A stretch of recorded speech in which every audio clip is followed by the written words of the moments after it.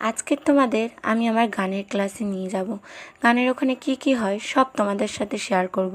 দেখতেই পাচ্ছ বাইরের আবহাওয়াটা একটু মেঘলা মেঘলা ছিল, তাই যেতেও বেশ ভাল লাগছিল।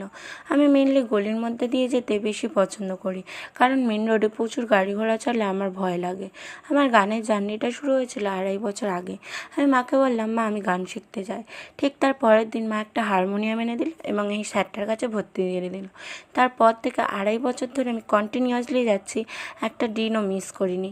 যেতে কোনো দিন বোরিং ফিল হয়নি, আর খুব সুন্দরই লাগতো। দেখতেই পাচ্ছ পৌঁছে গেছি। ভাবলাম স্যারের মাইনেটা দিয়ে দিই 1 মাসে।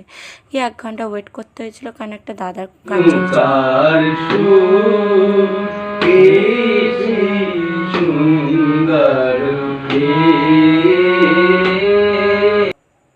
আমার রিয়াজের পর স্যার কিছুটা গান দিয়ে দিল আমার প্র্যাকটিসের জন্য। তারপর আবার এই মনোরম আবহাওয়া উপভোগ করতে করতে যাচ্ছিলাম। কখনো